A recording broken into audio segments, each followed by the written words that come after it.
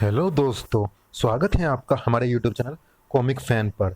चलिए दोस्तों, शुरू करते हैं परमाणु की एक रोमांचक कॉमिक्स जोरासिक दिल्ली। चलिए शुरू करते हैं इस कॉमिक का दूसरा भाग।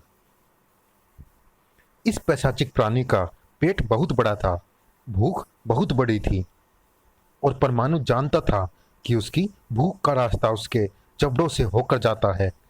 मुझे जिस बात की शंका थी वही बात हो गई प्रोबोट, और मैं जानता हूं कि इसकी जिंदगी का एक मिनट भी बीसियों दूसरी जिंदगियों के लिए खतरा बन जाएगा। मैं इसकी जिंदगी को सैकड़ों सेकंडों की तरफ धकेलना चाहता हूं और मैं ऐसा करके रहूंगा। परमाणु को जो भी करना था वो बहुत जल्दी करना था। उसे बहुत तेजी से उड़ना था, फिर बहुत तेजी से नीचे उतरना था। इसकी खोपड़ी चूरा हो चुकी होगी। मुझे नहीं लगता कि ये जंग खत्म हो गई है प्रोबोट, क्योंकि अभी तक हम उस सूत्र तक नहीं पहुंचे हैं जिनकी विभिन्न कड़ियां डायनासोरस के रूप में हमारे सामने एक एक करके आ रही हैं। ये काम सिर्फ परमाणु ही कर सकता था। डायनासोरस को देखने के लिए यकायक ही चिड़ियाघर में भीड़ बढ़ गई थी। अद्भुत! परमाणु, इसी ने पकड़ा है इसको। ये भी अद्भुत है। यहाँ सब ठीक ठाक है ना? ये जब से यहाँ आया है कुछ खा नहीं रहा। शायद हम इसको इसकी पसंद की वनस्पतियाँ उपलब्ध नहीं करा पा रहे। इसकी पसंद नापसंद जानना बहुत जरूरी है, क्योंकि जब इसकी भूख भड़केगी तो ये किसी के काबू में नहीं आएगा। यदि ऐसा हो तो डांट मारकर इसको बेहोश करने का इंतजाम रखना। इसको कैक्टस जैसी वनस्पतियां देकर देखो। आईटीओ पर पुलिस हेडक्वार्टर में खलबली मची थी।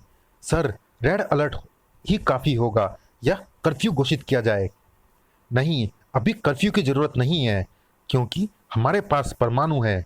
वंडर मैन परमाणु। ये सचमुच वंडर है। परमाणु के अतिरिक्त इंतजाम करने जरूरी है, क्योंकि यदि उन राक्षस प्राणियों की तादाद बढ़ी तो अकेला परमाणु कहाँ कहाँ पहुंचेगा। परमाणु अकेला कहाँ था, उसके साथ थी प्रोबोट की ताकत। परमाणु, गो गो फास्ट टू मौजपुर। यह टी रैक्स है, एक और खूंखार बाज की तरह फुर्तीला और कोबरा की तरह खतरनाक सरीसृप प्राणी। उसने ऑटो को टक्कर जड़ दी है। Palm truck. इस क्षेत्र के ऑटो चालक भेड़ बकरियों की तरह सवारियों को ढोकर चलते हैं। हेल्प! अबे हिंदी में बोल, ये मौजपुर का इलाका है। यहाँ अंग्रेजी किसी के समझ में नहीं आएगी। परमाणु को अंग्रेजी या हिंदी समझने की बजाय मुसीबत की भाषा समझनी थी, और इस काम में वो सिद्धहस्त था। इसकी अकल अपनी परमाणु पावर से ठिकाने लगाता हूँ। उफ! मेरी परमाणु किरणों से बचकर उसने उस आदमी को दबोच लिया है। परमाणु बचाओ! इसका जबड़ा खोलना होगा। परमाणु संभल कर, यह अत्यंत फुर्तीला है। टी रैक्स ने जवाबी हमला किया। ओह, यह मुझ पर झपटने के लिए उछला है। तुम कोई उड़ती चिड़िया नहीं हो जो ये तुम्हें दबोच लेगा। परमाणु ने पलटकर पुनः परमाणु छल्लों की भीषण उष्मा का प्रहार उस पर किया। उफ! ये स्थिर नहीं रह रहा, जिससे मेरे प्रहार उसे छू भी नहीं पा रहे। उसने अपनी थूथन की ताकत से ऑटो को पीछे धकेल दिया है। धड़ाक! प्राम! जल्दी ही कुछ करना होगा, केवल कुछ सेकंड्स में, और ये सेकंड्स चूकने का अर्थ किसी न किसी की मौत होगा। परमाणु ने एसिटिलीन टॉर्च को से उस टायर में भीषण आग लगा दी। जलता हुआ ये टायर जब मैं इसके गले में पहना दूंगा तो इससे पिघला गर्म रबड़ इसकी मौत साबित होगा। इसमें इतना दिमाग व सामर्थ्य नहीं है कि ये अपने गले से जलता हुआ टायर निकालकर बाहर फेंक सके। कई बार कुछ बातें अनायास होती है। ओह, वो पुलिया से उछलकर मौजपुर के गंदे नाले में गिर गया है। इस नाले की त्रासदी ये है कि यह कभी नहर हुआ करती थी। गंदे नाले के पानी में टायर की आग बुझ गई है। वो फिर बाहर आ जाए उससे पहले ही मुझे इस मशीन के जरिए उसको दबोच लेना है, जो संयोग से नाले की सफाई के लिए वहां मौजूद है।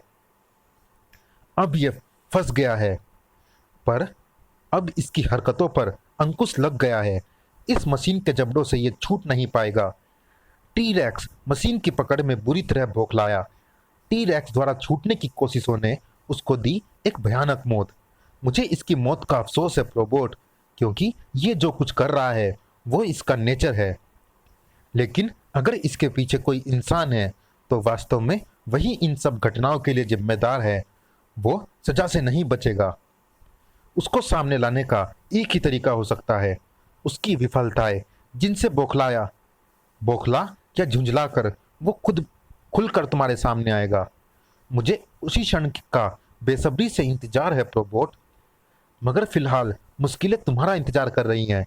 दिल्ली पुलिस रेड अलर्ट पर है और इंस्पेक्टर विनय दिल्ली की सड़कों से गायब है। गायब है नहीं प्रोबोट, गायब था। ये सच है कि इस वक्त दिल्ली को लगातार परमाणु की जरूरत है, मगर इंस्पेक्टर विनय की जरूरत को भी मैं नज़रअंदाज नहीं कर सकता। अब मैं अपने वायरलेस सेट को ऑन करता हूँ। कंट्रोल रूम, इंस्पेक्टर विनय कृपया रिपोर्ट दे, आप कहाँ हैं? इंस्पेक्टर विनय रिपोर्टिंग, मेरे वायरलेस सेट में कुछ गड़बड़ थी, मगर अब सब कुछ ठीक है। मैं कुछ देर में थाने में पहुंच रहा हूं। आपकी जरूरत थाने में नहीं, कश्मीरी गेट अंतर्राज्यीय बस अड्डे पर है। क्यों, वहां पर क्या हुआ है? शायद एक नई मुसीबत। मुसीबत परमाणु के लिए तो नहीं, पर इंस्पेक्टर विनय के लिए नहीं थी। ओह नो, एक और भयानक आकार का खूनी ट्राइनोसोर। ये तो पूरी बस को ही निगल जाएगा। पुलिस टीम ट्राइनो की ताकत को गोलियों की ताकत से परास करने में जुटी थी। जिंग जिंग, मगर गोलियां ट्राइनो के शरीर पर धूल फांक रही थी। मुझे ये गोलियों से मरता नजर नहीं आता, लेकिन फिलहाल हमारे पास इसको रोकने का कोई दूसरा रास्ता नहीं है। रास्ता था, लेकिन खुद दौड़ने की बजाय सिर्फ अकल दौड़ाने की जरूरत थी। यहाँ पर मेट्रो रेल का काम अभी भी चल रहा है और उसी मकसद से यहाँ खड़ा ये रोड रोलर अब इसकी ताकत के छक्के छुड़ाएगा। रोड रोलर की टक्कर से ये लड़खड़ा रहा है। इस पर लगातार फायर करते रहो। जिन्होंने हजारों वर्षों तक पृथ्वी पर एक छत्र राज्य किया हो, ऐसे दैत्यों को लोहे के दैत्य की चुनौती डरा नहीं पाई। ये तो मुझे पीछे धकेल रहा है। बचो बचो, वरना रोड रोलर के नीचे आकर चटनी बन जाएगी। उन विशालकाय दैत्यों को सिर्फ अपनी भूख से मतलब था। भूख मतलब शिकार। बचाओ! मुझे इंस्पेक्टर विनय नहीं बनना चाहिए था, और अब इन हालातों में मैं तुरंत परमाणु नहीं बन सकता। मुझे जो कुछ भी करना होगा इंस्पेक्टर विनय के रूप में ही करना होगा। और इसमें मुश्किल क्या है? इंस्पेक्टर विनय और परमाणु का दिमाग और शरीर तो एक ही है। वो परमाणु के रूप में भी उतना ही काम करेगा जितना विनय के रूप में। मशीनें खराब भी हो जाती हैं। ओह, ये रुक गई है, मगर शैतान रुकने वाला नहीं था। मैं जानता हूं ये मेरे पीछे जरूर आएगा। मैं इस जानवर की गति को कुछ कम कर सकता हूं। उसके लिए मुझे सड़क पर तारकोल फैलाने वाली इस मशीन को रिवर्स में ले जाना होगा। सड़क पर ढेरों तारकोल फैलाते हुए ये तेजी से चलता हुआ मेरी ओर आ रहा है।